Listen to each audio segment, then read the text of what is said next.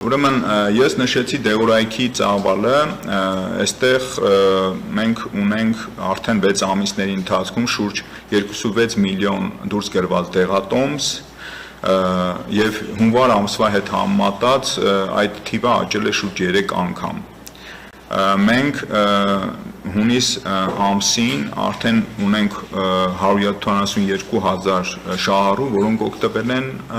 ուրեմն դեղորայքի փաթեթից եւ ընդհանուր առմամբ մեր շահառուների թիվը, այն շահառուների թիվը, որոնք իրենց քրոնիկ հիվանդությունների հսկման կամ ամբուլատոր պայմաններում բուժման համար անհրաժեշտ դեղորայքից օգտվել են, նրանց թիվը շուրջ 400,000 է կազմում։ Այսինքն յուրաքանչյուր 4-րդ մեր ապահովագրված անձ ստացել է այս կամ այն դեղորայքը հիվանդության վերահսկման կամ ամբուլատոր պայմաններում բուժման ընթացքում։ Ընդհանուր առմամբ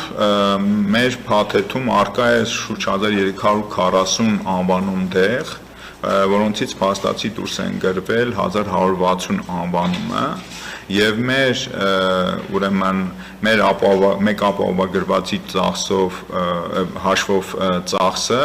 դեղերի մասով կազմում է շուրջ 20,000 դրամ եւ այս ցուցանիշը իսկ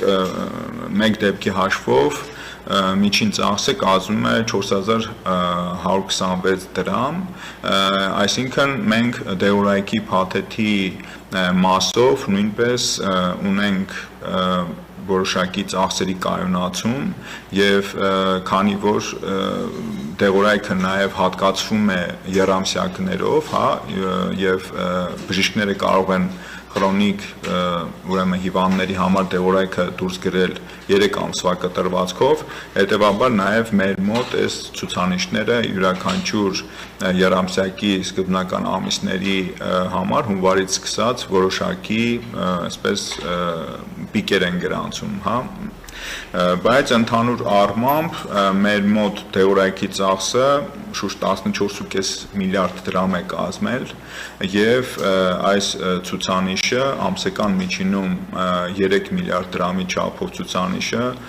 մեր կարծիքով կպահպանվի նաեւ մինչեւ տարեվերջ։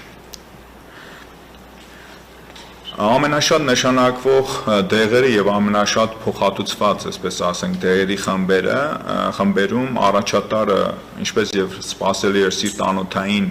հիվանդությունների հսկման համար անհրաժեշտ դեղորայքն է, շուրջ 61% ընդհանուր փոխհատուցված դեղերի մեջ։